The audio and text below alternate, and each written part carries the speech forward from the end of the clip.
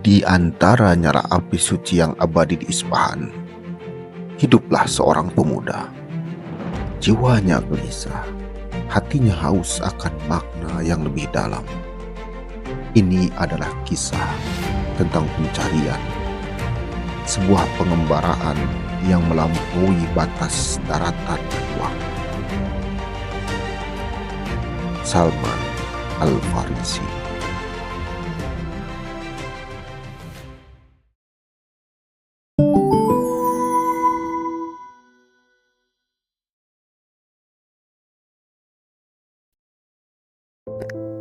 Suatu senja, dalam perjalanan ke ladang ayahnya, takdir membawanya melewati sebuah gereja Nasrani.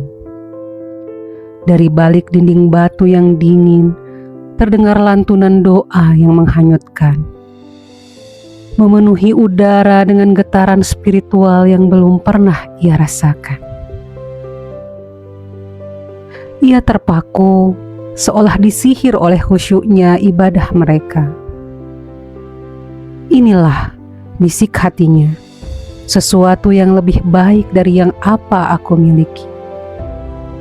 Salman memilih jalan yang tak mudah, menentang ayahnya, meninggalkan segala kenyamanan demi mencari cahaya yang ia yakini ada di luar sana.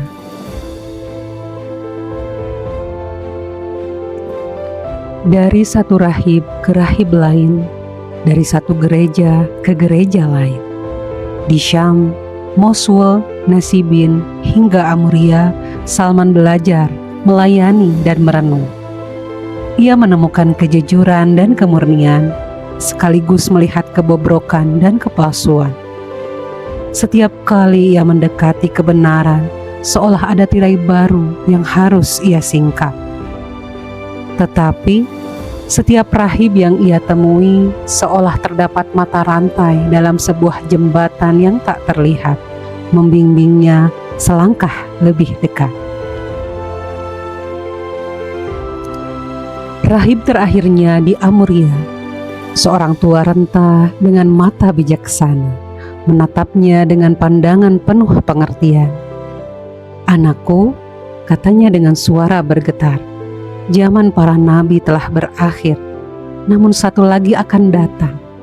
Ia akan muncul di tanah Arab dengan ciri-ciri yang jelas. Ia akan menerima hadiah tapi menolak sedekah. Dan di antara dua bahunya ada stempel kenabian yang tak bisa disembunyikan. Ia akan hijrah ke sebuah tempat di antara dua bukit, di mana pohon-pohon kurma tumbuh subur." Kata itu bagai suluh di tengah kegelapan jiwa Salman. Ini adalah petunjuk terakhir, sebuah janji agung yang harus ia kejar. Dengan hati berdebar, ia menukarkan semua hartanya dengan janji para pedagang dari kafilah Kalb untuk membawanya ke tanah Arab. Namun, takdir kembali menguji. Di tengah gurun yang membakar, ia dikhianati, dirampas, dan dijual sebagai budak. Jiwa yang bebas itu kini terbelenggu. Tetapi bahkan dalam rantai perbudakan, cahaya harapan tak pernah padam. Ia bekerja di kebun kurma seorang Yahudi di Yasrib, sebuah nama yang kini ia tahu adalah Madinah. Setiap hembusan angin gurun membawa bisikan tentang seorang pria dari Mekah yang mengklaim diri sebagai nabi. Hatinya berdesir, apakah ini dia? Apakah ini sosok yang telah ia cari sepanjang hidupnya? Dengan langkah gemetar, ia membawa beberapa butir kurma hasil jerih payahnya, mendekati pria mulia itu di Kuba.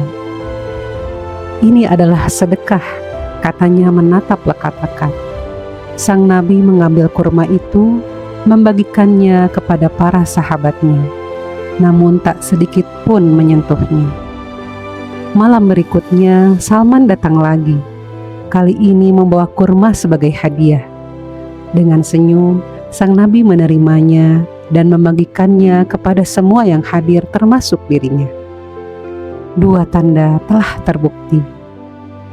Malam ketiga, di pemakaman sahabat, Salman melihat kesempatan.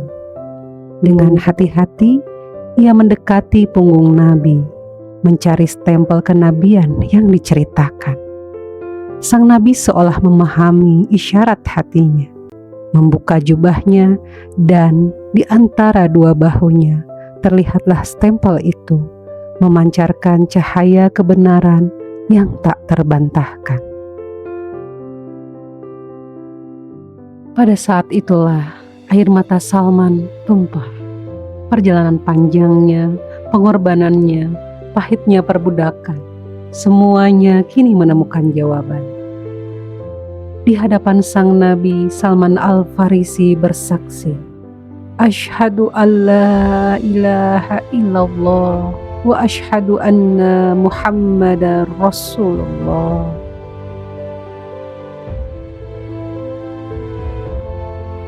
Dan di tengah hamparan kurma Madinah, seorang pencari cahaya dari Isfahan akhirnya menemukan rumahnya dalam pelukan Islam.